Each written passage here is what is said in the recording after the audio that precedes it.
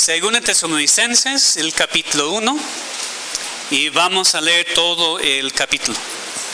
Según Tesalonicenses 1, versículos 1 a 12.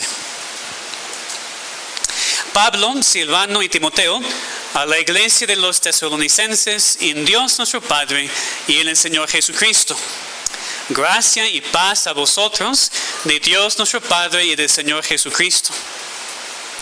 Debemos siempre dar gracias a Dios por vosotros, hermanos, como es digno, por cuanto vuestra fe va creciendo, y el amor de todos y cada uno de vosotros abunda para con los demás.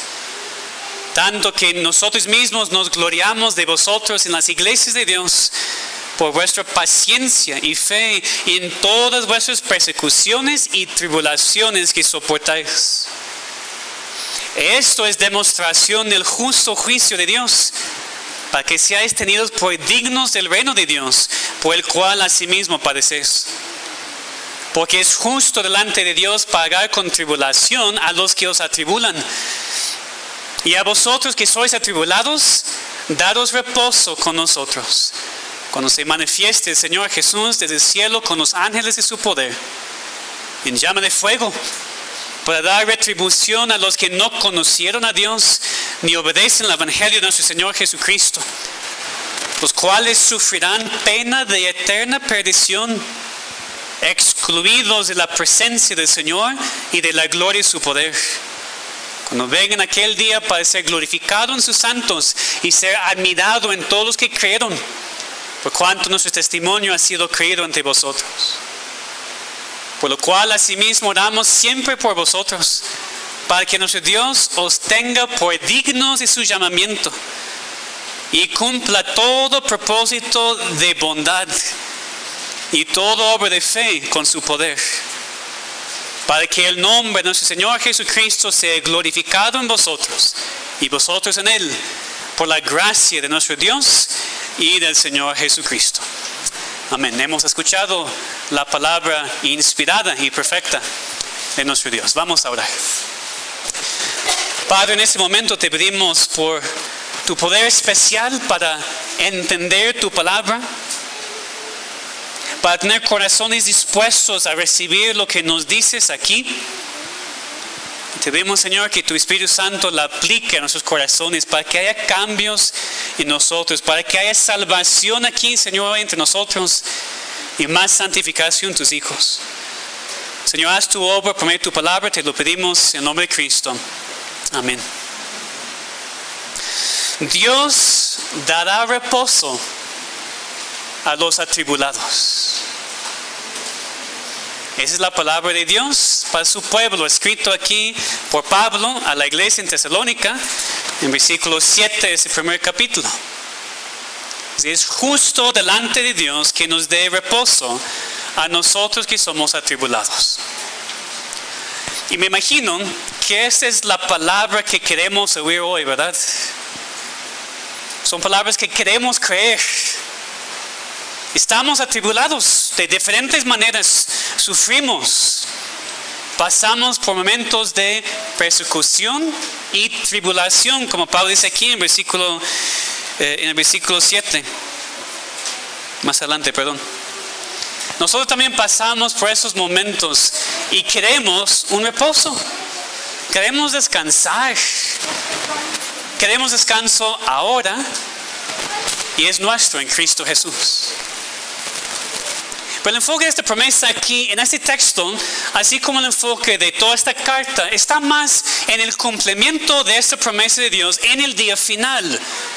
Como dice aquí, cuando Cristo se manifieste, cuando Cristo regrese otra vez en juicio sobre sus enemigos y en gloria para llevar a sus hijos con Él para siempre. Ese es cuando vamos a recibir el reposo eterno. Y esto a la vez nos da la confianza de que Dios también nos da un descanso ahora.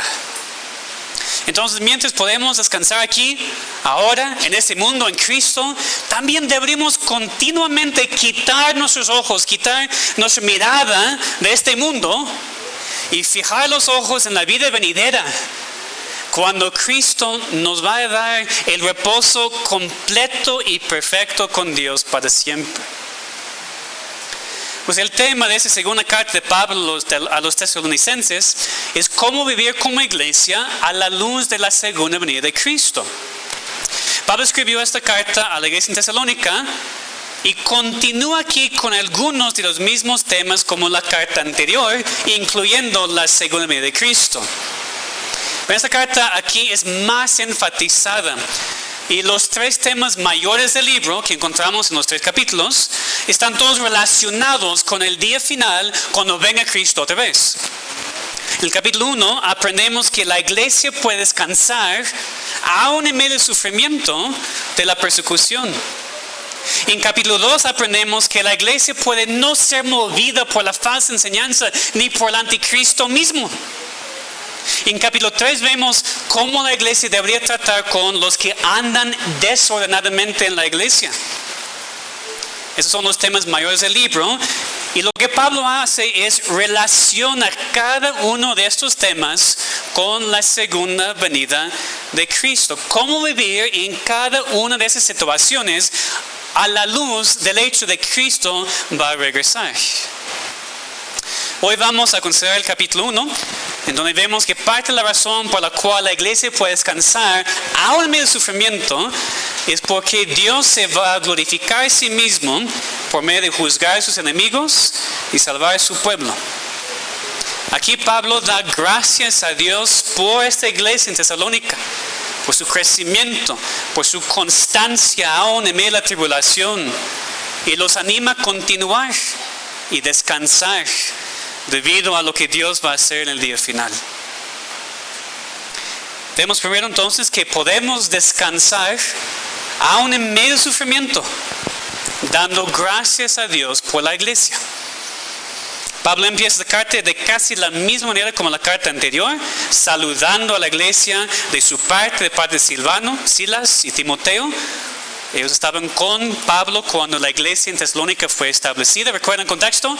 En Hechos 17, Pablo predicó el evangelio en Tesalónica, y aunque él fue expulsado de la ciudad por los judíos, estaba allí suficiente tiempo para establecer la iglesia. Dios salvó a algunos y se inició la iglesia en esa ciudad.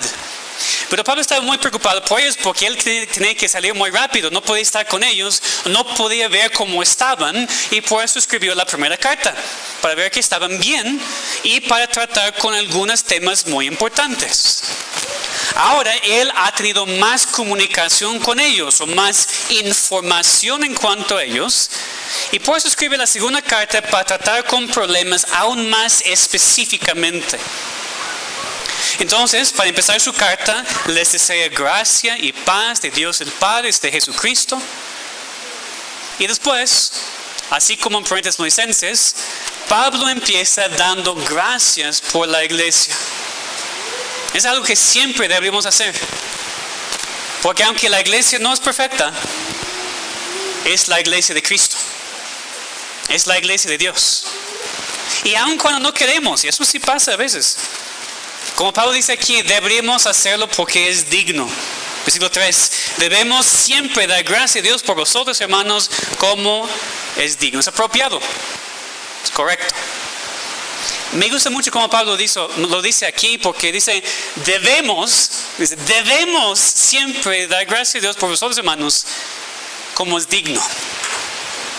Es digno dar gracias a Dios por la iglesia, es apropiado, es lo que debemos hacer. Como dije, es importante porque a veces no queremos. Seamos honestos, ¿verdad? A veces parece que la iglesia no es digna de dar gracias a Dios. La iglesia no es digna de ser alabada. Tiene muchos problemas. Me ha ofendido. Nunca me ha ayudado. Al contrario, mi vida es mucho más difícil por la iglesia. Podemos pasar por momentos así, hermanos. Podemos pensar esas cosas en cuanto a nuestra iglesia local. Pero pase lo que pase, siempre deberíamos dar gracias a Dios por la iglesia como es digno, como es apropiado. Pablo aquí específicamente da gracias por su fe que estaba creciendo, su amor que estaba abundando. Otra vez, versículo 3.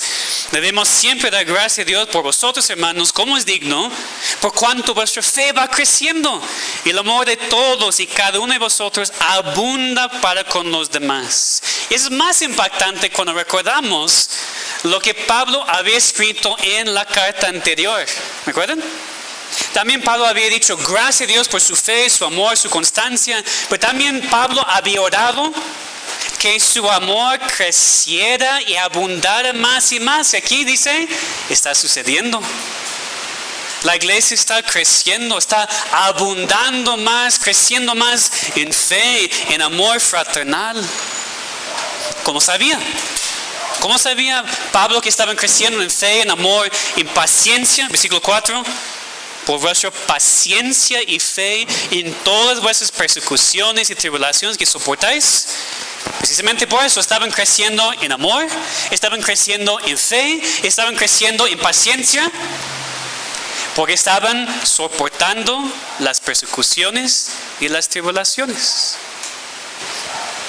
Tenemos que tomar un momento para recordarnos que si queremos crecer como hijos de Dios, si queremos también crecer en fe, en amor, en paciencia, y si queremos crecer así, ¿verdad? Es lo que pedimos de Dios.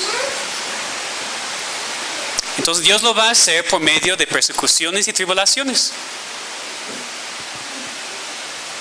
Es así que aprendemos no solamente a amar en general, no solamente tener un poco de fe, un poco de paciencia, sino por medio de soportar persecuciones y tribulaciones y cualquier otro sufrimiento. Así aprendemos a abundar en fe, en amor y en paciencia. Solamente así, hermanos, no hay otra manera. Solamente por medio de soportar las tribulaciones. Pues hay cristianos que no, o que piensan que realmente no es así. Una vez alguien me dijo que no creía que un cristiano pudiera crecer en fe. Me dijo, o tenemos fe o no tenemos fe. Pero Cristo mismo habló de poca fe y mucha fe. Podemos tener poco amor o mucho amor. Podemos tener poca paciencia o mucha paciencia. Es parte del crecimiento. Es parte de crecer y madurar como cristiano. Y por eso, así como Pablo por esta iglesia, nosotros también oramos por esas cosas. Oramos que crezcamos y abundemos más en amor y fe. Lo hemos hecho, ¿verdad? Dios ha respondido. ¿Cómo ha respondido? Por medio de persecuciones y tribulaciones y sufrimiento. Es lo que Dios usa para que crezcamos en fe, amor y paciencia. Y no solamente de manera individual, sino como iglesia. Aquí el enfoque está en la iglesia local, creciendo juntos. Pablo dice, ustedes han crecido juntos en fe, amor y paciencia. ¿Por qué? Porque en la iglesia juntos pasamos también por persecución y tribulación y sufrimiento. Por eso que descansemos en Dios ahora, aún en medio de la tribulación, aún en medio del sufrimiento, dando gracias a Dios por la iglesia. Porque por medio de esas cosas, aquí juntos nos da más fe, amor y paciencia para que crezcamos como iglesia local.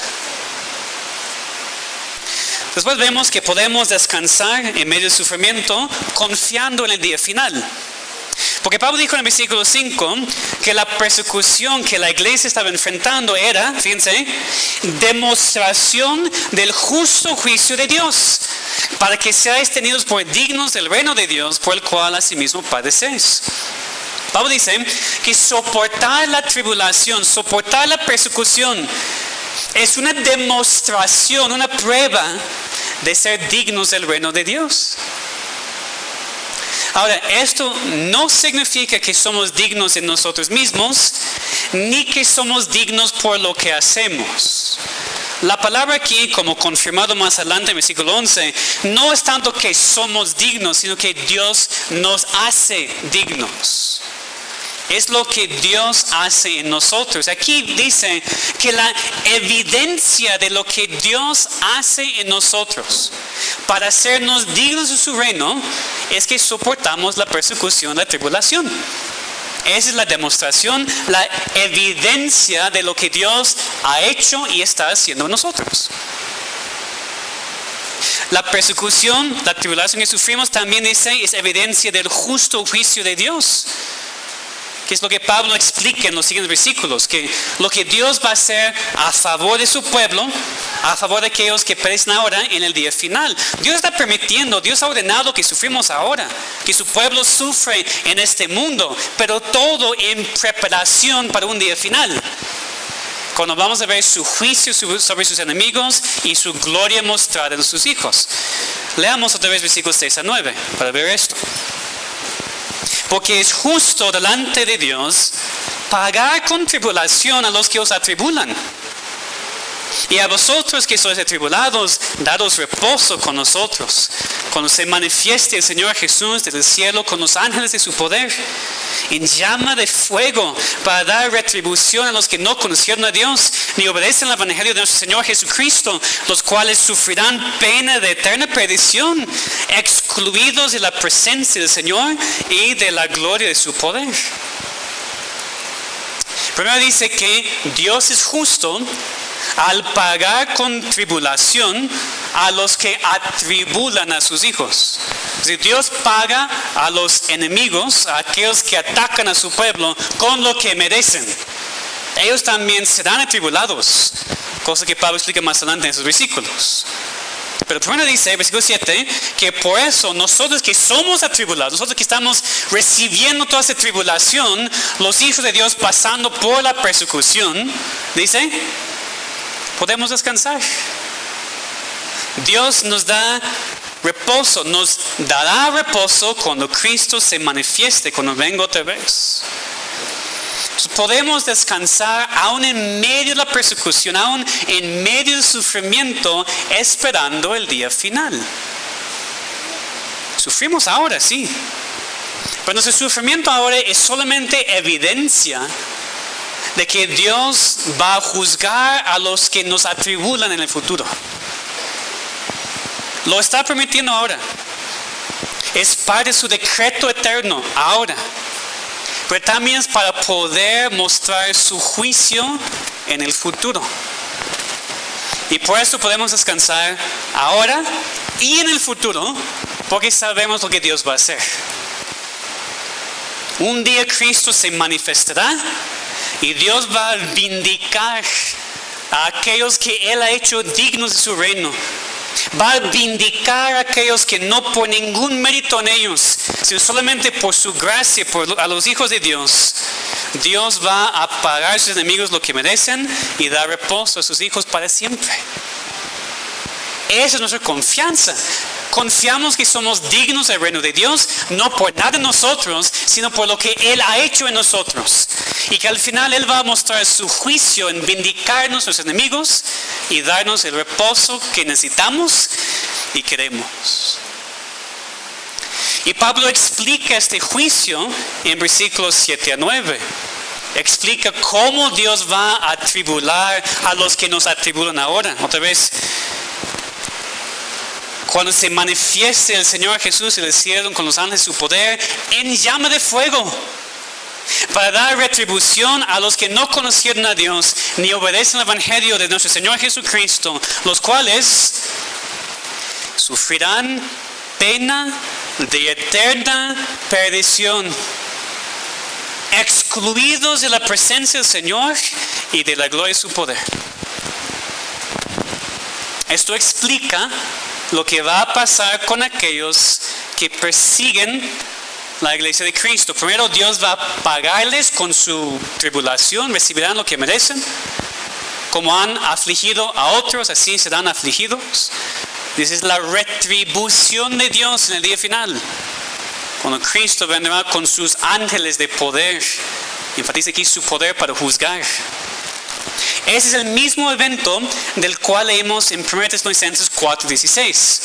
El Señor mismo, con voz de mando, con voz de arcángel y con trompeta de Dios, descenderá del cielo. Aquí aprendemos que vendrá en este mismo tiempo en llama de fuego para dar retribución a los que no conocieron a Dios ni obedecen al Evangelio de nuestro Señor Jesucristo. Versículo 8. Entonces, ¿qué pensemos? ¿Quiénes son los que van a recibir este juicio de Dios? Nos dice, Él dará retribución a los que no conocieron a Dios y no obedecen al Evangelio de nuestro Señor Jesucristo. Primero, entiendan que esas dos descripciones se refieren al mismo grupo. Aquellos que no conocen a Dios no obedecen al Evangelio de Cristo. Y que no conocen a Dios no significa tanto su falta de conocimiento, sino su falta de arrepentimiento. No le conocen como su Dios, no se someten a Él como su Rey. Por eso tiene sentido, si no le conocen así, tampoco le obedecen. No obedecen al Evangelio de Cristo, no le conocen, no le obedecen. Y la idea aquí es que hace todo eso a propósito. Conscientemente deciden rechazar a Dios y su ley y sus mandamientos. Conscientemente deciden no obedecer a Cristo. ¿Qué será el castigo de ellos? Versículo 8, Pablo habla de llama de fuego. Algo que se usa en la Biblia para describir la ira y el juicio de Dios.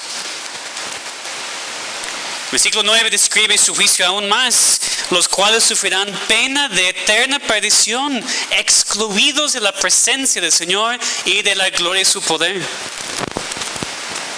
Eterna perdición, una destrucción eterna. Aquí vemos la doctrina del castigo eterno de Dios sobre los incrédulos. No serán destruidos en el sentido de que su existencia terminará, sino que su castigo es sufrir para toda la eternidad. Es algo continuo, algo eterno. Van a sufrir esta perdición y destrucción para siempre. Pero Pablo no enfatiza tanto la parte física. Ahí está, llama de fuego. Es la parte que normalmente es nuestro enfoque de ser hermano cuando empezamos en el infierno. No, es que no quiero sufrir fuego para siempre. Es una parte sin duda. Pero Pablo aquí describe esta perdición eterna como, versículo 9, siendo excluidos de la presencia del Señor y de la gloria de su poder. Ese es el castigo más fuerte del infierno. ¿Qué significa? Obviamente sabemos que el infierno es la expresión de la ira de Dios. Entonces no está diciendo que Dios no está presente en el castigo eterno de esas personas, sino que Dios solamente está presente en su ira. No hay amor, no hay gracia, no hay misericordia en el infierno.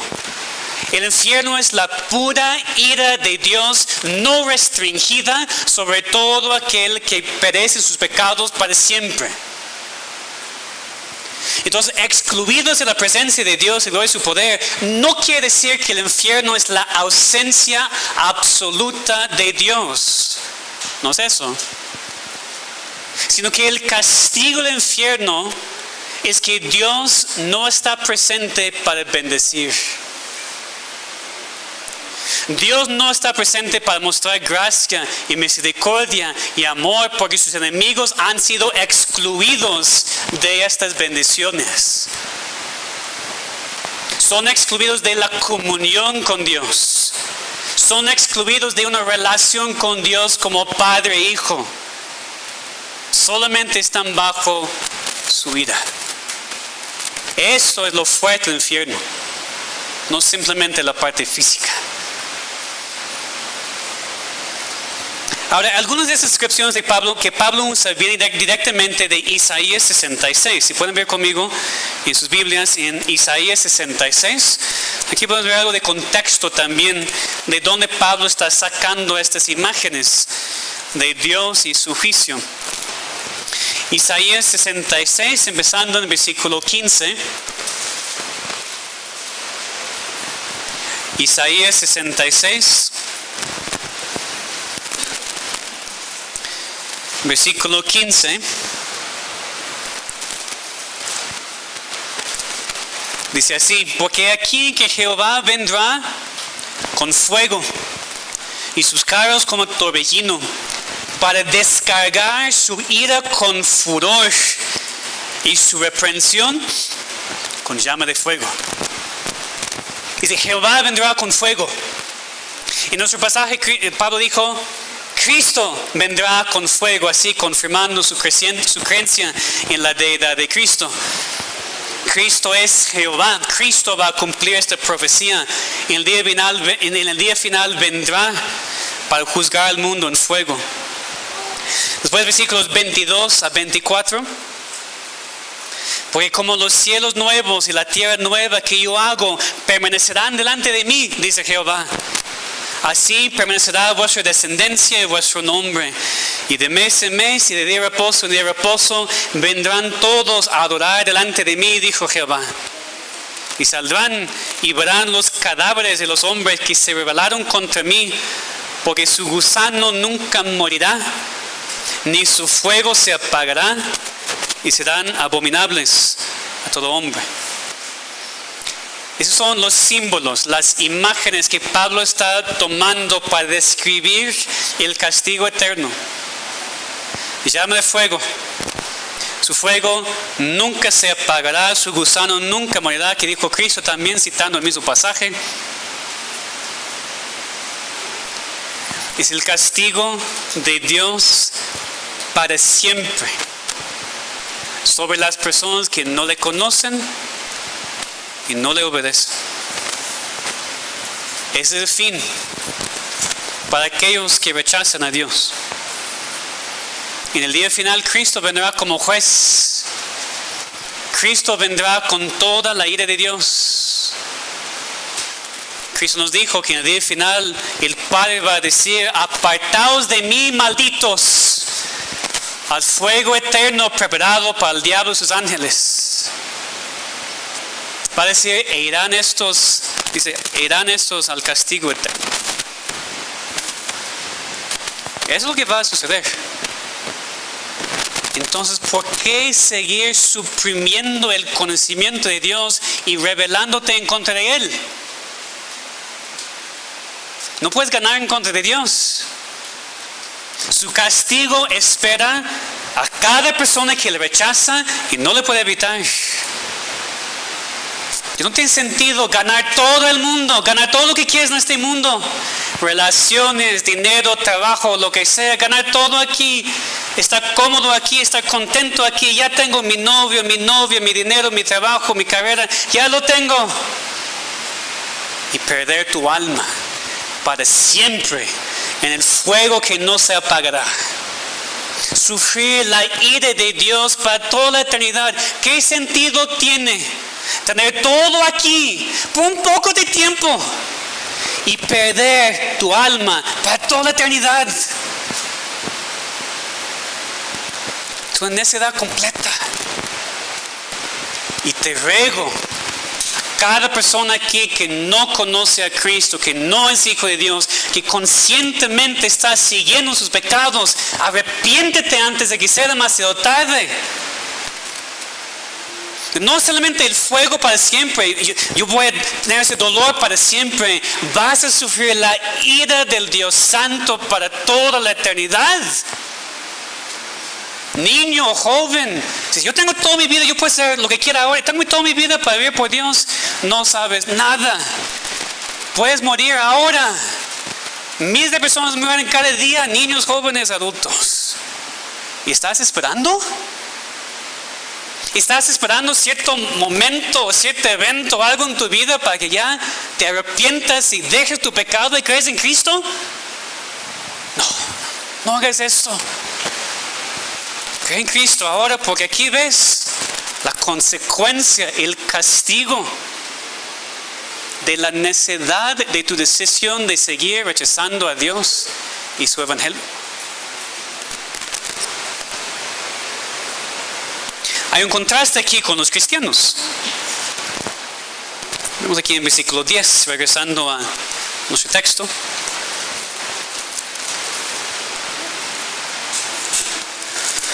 Según Tesalonicenses 1, versículo 10.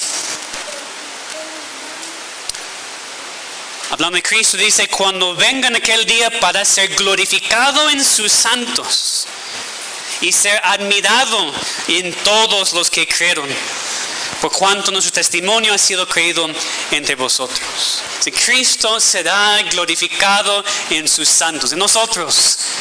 Cristo recibirá la gloria porque nosotros, quienes hemos sido hechos dignos del reino de Dios por medio del sufrimiento de Cristo, ya vamos a estar con Él alabándole por toda eternidad. Si nosotros le admiramos, le vamos a admirar, será admirado por los que creen en Él para toda la eternidad. Entonces, hermanos, claro que ahora seguimos sufriendo. Seguimos siendo perseguidos. La iglesia de Cristo no va a enfrentar tiempos más fáciles en el futuro, tiempos más difíciles.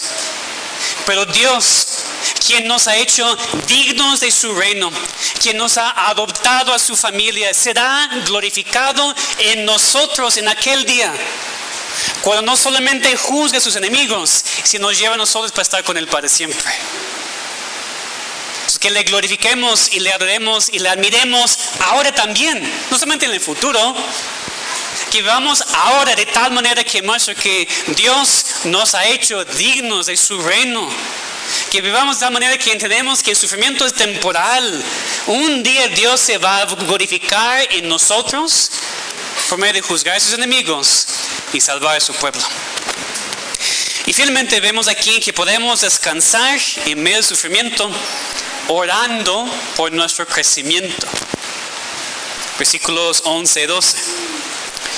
Por lo cual asimismo oramos siempre por vosotros, para que nuestro Dios os tenga por dignos de su llamamiento y cumpla todo propósito de bondad y toda obra de fe con su poder, para que el nombre de nuestro Señor Jesucristo sea glorificado en vosotros y vosotros en Él, por la gracia de nuestro Dios y del Señor Jesucristo.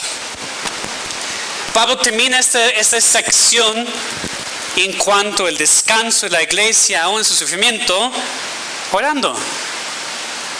La oración es siempre la respuesta al sufrimiento. La oración también es la respuesta siempre cuando no estamos seguros si la promesa de lo que va a pasar en el día final realmente es suficiente para fortalecernos ahora.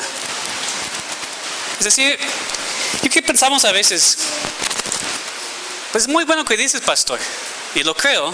No dudo de que en el día final esto va a suceder, pero estoy viviendo ahora y eso no me ayuda. No me anima tanto a pensar lo que va a pasar en el futuro. Y precisamente por eso, creo, Pablo termina esa sección en oración, orando que la iglesia perseguida, la iglesia aquí atribulada, realmente pudiera descansar en esas verdades que apenas había enseñado. Sabemos que su oración está basada en lo que apenas escribió, porque el versículo 11 empieza con las palabras, por lo cual, debido a esto, por lo cual, asimismo oramos siempre por vosotros. La oración siempre es la respuesta. La oración es algo constante en la vida de un cristiano, en la vida de una iglesia, en la vida de alguien que está sufriendo, porque ¿qué más puedes hacer cuando estás sufriendo? A veces es, pues, oro y no hay otra cosa que pueda hacer. Y por eso la oración es la clave a nuestro poder y nuestro ánimo cuando estamos pasando por persecución y sufrimiento.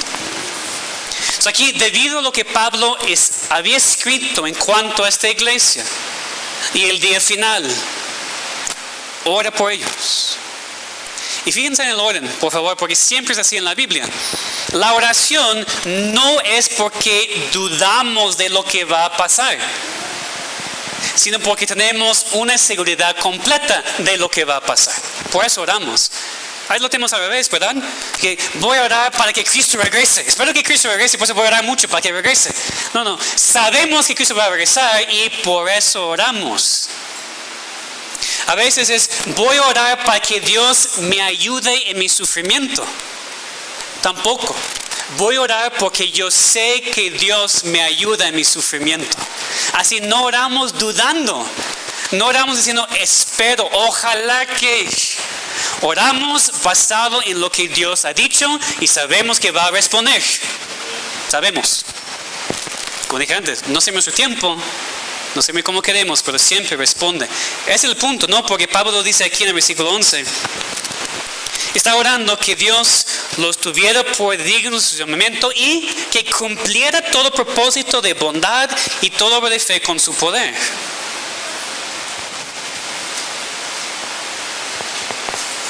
Dice que Dios va a cumplir su propósito de bondad. Cuando estamos pasando por la persecución, la tribulación, el sufrimiento, podemos tener la confianza que Él está cumpliendo su propósito en nosotros. Eso decimos, ¿verdad? Pero Pablo dice más. Dice que va a cumplir todo el propósito de bondad. Eso es más difícil creer. Es difícil pensar en el propósito de Dios como bondadoso cuando estamos en medio de la tribulación. Porque estamos en una situación que parece todo menos bondadosa. Parece la peor cosa posible. Parece que me va a destruir. Nos cuesta trabajo pensar en este sufrimiento como parte del propósito de bondad de Dios. Pero sí es así. Porque no puede ser otra cosa. Porque Dios no puede no ser bondadoso. Nosotros sí. A veces somos bondadosos, a veces no. Dios es, escuchen, siempre bondadoso. Y cuando no entendemos, y muchas veces no entendemos, ¿verdad? Parece que no es bondadoso lo que está pasando. Ahí entra la segunda parte. Cumpla todo propósito de bondad y toda obra de fe con su poder. Porque sí podemos crecer en fe. Y sí necesitamos crecer en fe. Y la manera en la cual Dios lo hace, como vimos, es mandarnos el sufrimiento. Mandarnos algo que parece tan terrible que intelectualmente y como ser humano no podemos verlo como bondadoso. Y hermanos, digo, yo entiendo esto. Entiendo completamente la perspectiva que Dios está en contra de mí. Eso tal vez es el propósito de Dios, pero no es para mi bien, no es bondadoso. Yo entiendo esta perspectiva, este entendimiento, pasamos por eso todos.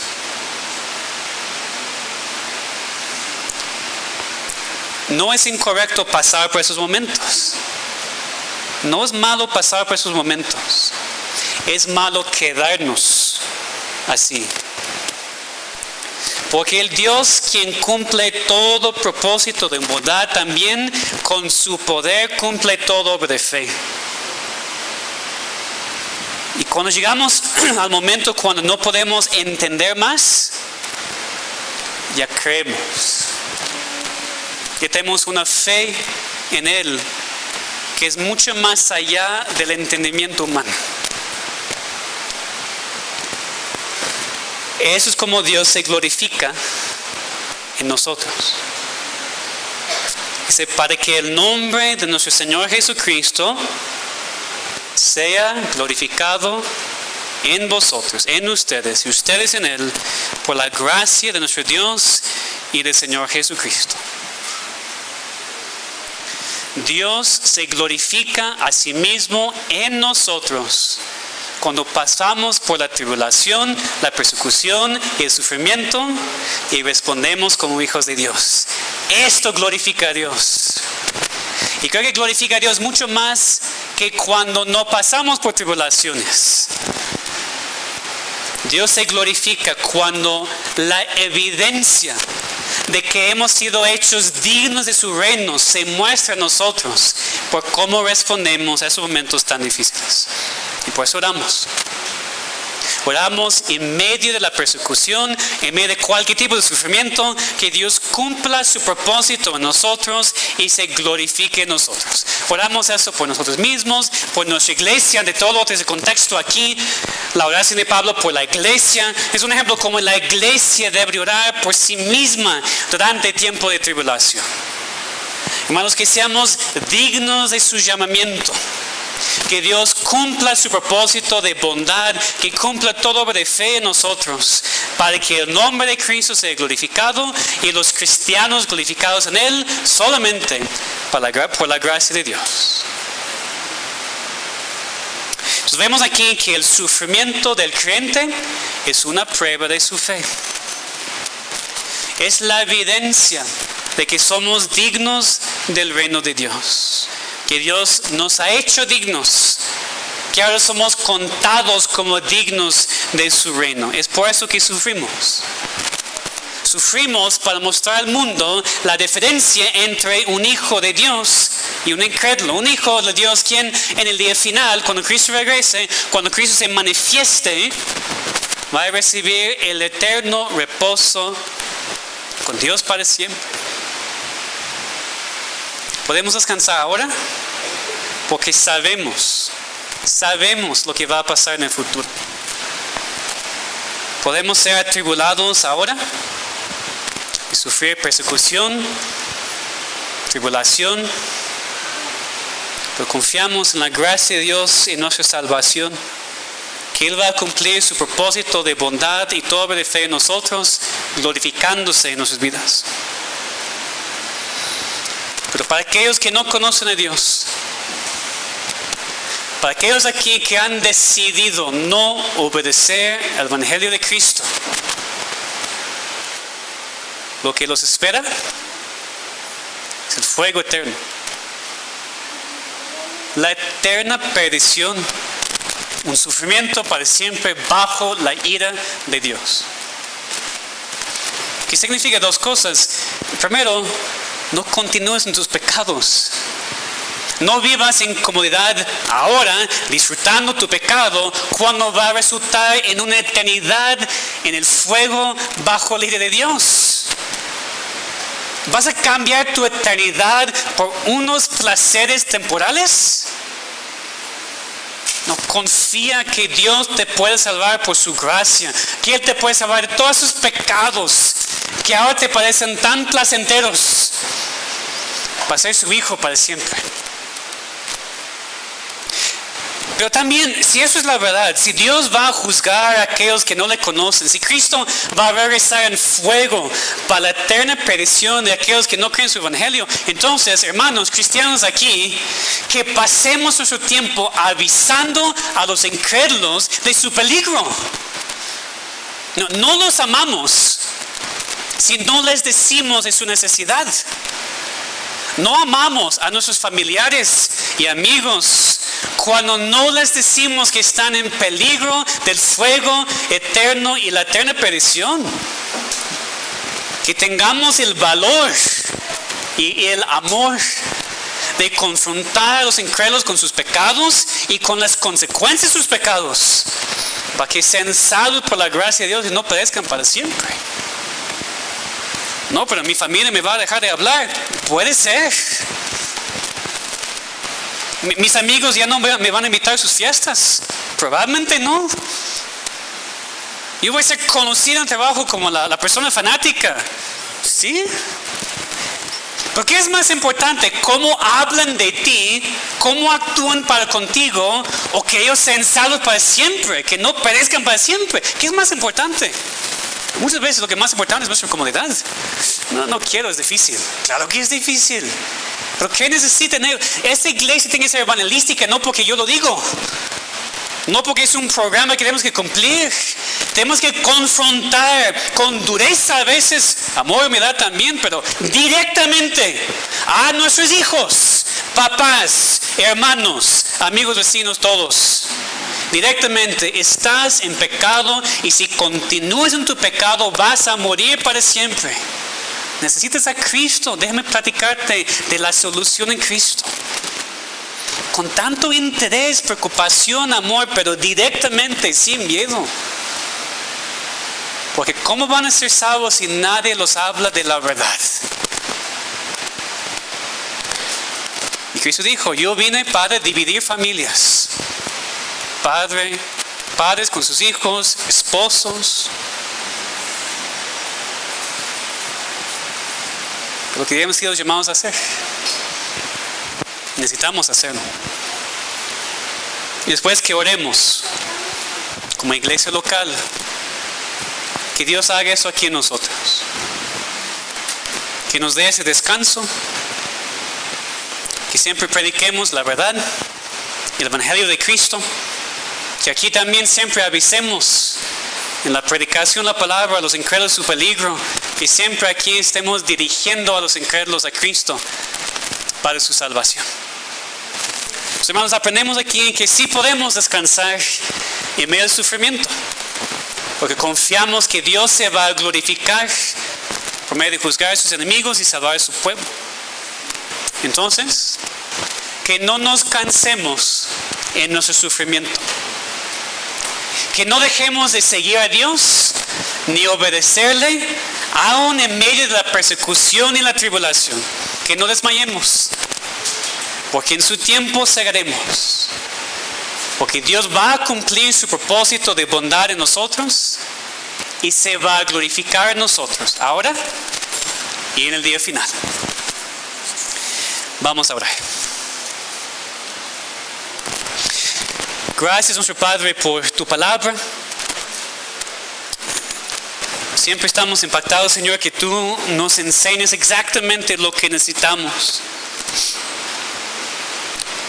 Tu palabra es inspirada, es poderosa. Y te pedimos, Señor, que hoy haya llegado a cada corazón. Te pedimos, Señor, por nuestros hijos aquí, que no son salvos todavía, nuestros niños y jóvenes de esta iglesia. Te pedimos, Señor, que tú obres en ellos ahora, que no piensen que hay tiempo que esperar, sino que se arrepienten ahora de sus pecados y que creen en Cristo, que reciban ahora ese descanso en ti, que por tu pura gracia pueden ser tus hijos. Te pedimos, Señor, por cualquier persona que está aquí hoy entendiendo esto por primera vez o que lo había escuchado por muchos años. Señor, te pedimos que hoy puede ser el día de salvación, que los incrédulos aquí puedan ver que sí son incrédulos, que sí son enemigos de Dios y que merecen ese castigo que los espera. Pero también, Señor, que hay salvación en tu Hijo, que Él vivió y murió para que pecadores puedan tener el perdón de sus pecados. Señor, te pedimos que nadie espere más aquí, sino que sean salvos. Y nosotros, Señor, tus hijos, estamos pasando por sufrimiento. Algunos tal vez pues más que otros en este momento. Persecución de familiares, tribulación de todo sentido, en todo sentido, sufrimiento de cualquier tipo. Señor, ayúdanos no a entender, sino a confiar y creer que todo eso es parte de tu propósito de bondad. Señor, no importa si entendemos o no. Nunca nos has mandado a entender, sino simplemente creer. Sabemos, Señor, que tú te estás glorificando en nosotros. Y te pedimos que lo sigas haciendo, que mostremos la evidencia de nuestra salvación por medio de cómo soportamos las tribulaciones. Como iglesia, Señor, ayúdanos a hacerlo, y cada hijo tuyo aquí también. Gracias, Señor, y aplica tu palabra a nuestros corazones. Te lo pedimos en nombre de Cristo. Amén.